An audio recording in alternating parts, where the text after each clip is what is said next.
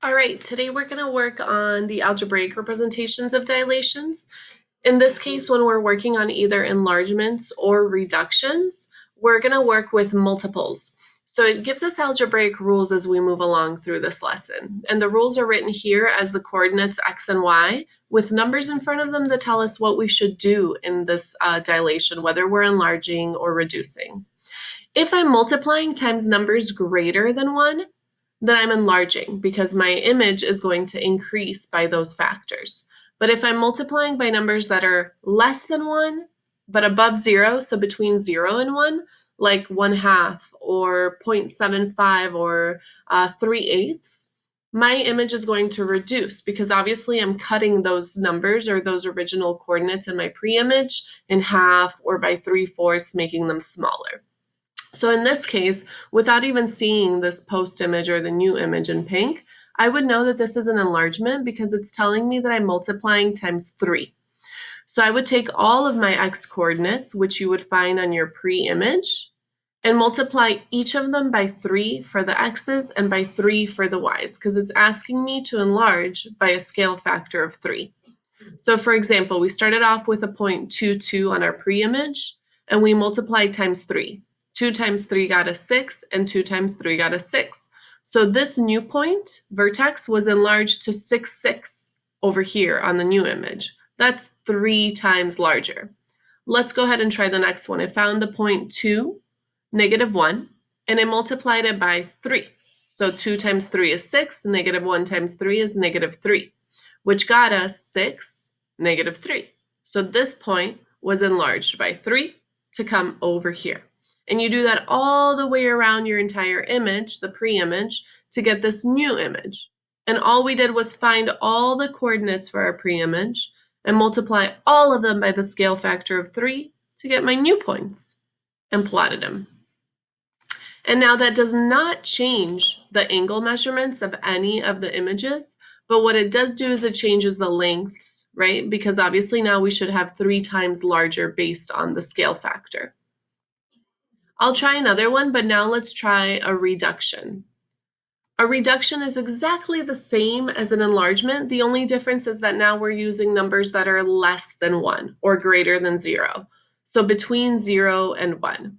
For example, if I started off with this pre-image, which is the blue triangle, and I plotted all of the points, right? So I would go from vertex to vertex to vertex to vertex all the way around this triangle and plotted them and wrote them down. I would follow the rule that it's given me here. When it says 1/2 x, 1/2 y, that's a rule. It's telling me multiply all of your x's times half, all of your y times half to figure out what your new image is going to have as far as points. So in this case, 4 times half is 2, 2 times half is 1. So this new point of 4, 2 just became the new point of 2, 1 right here on our pink triangle. Let's try 0, 5. 0, 5 on our original triangle has now become 0 because 1/2 times 0 is 0. And 5 times half is 2.5. So I have 0, 2.5. Then I have the point -4, 2. So -4, 2 right here. All multiplied times half. -4 times half is -2. 2 times half is 1. Just became -2, 1.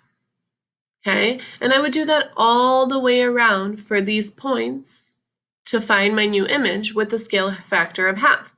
And you can see that this large triangle just got cut in half in size with the new image.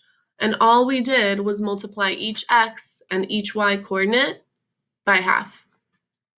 So that should have not changed any angle measurements, but it would change the lengths of each of the sides.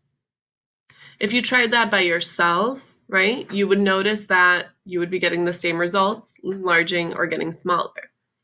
Now in this case, we don't have any more images that are one inside of the other, but now we have images like triangles that get new locations based on the reduction or enlargement.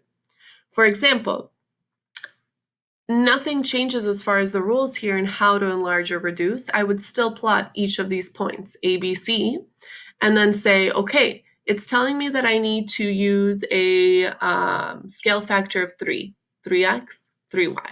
So I would plot each of my points, A as 1, 1, B as 3, 1, C as 1, 3, and multiply each x or y times 3.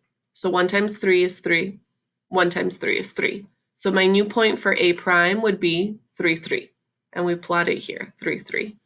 For B, we have 3, 1 as the original, so I multiply 3 times 3 and 1 times 3, which gets me 9, 3. So I plot 9, 3 for B prime, and same for C prime.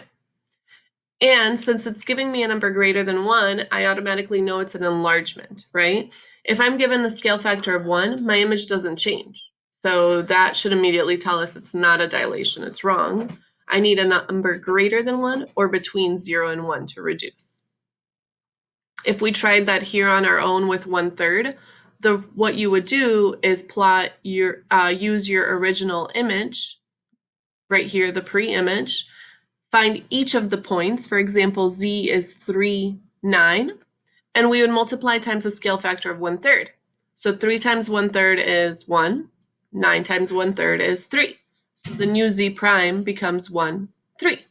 And I would do the same thing for Y and Z. So keep those rules in mind, right, as you work through, and make sure that you find the fact that if it's a number greater than 1, you're enlarging, and if it's a number between 0 and 1, you are reducing. Good luck.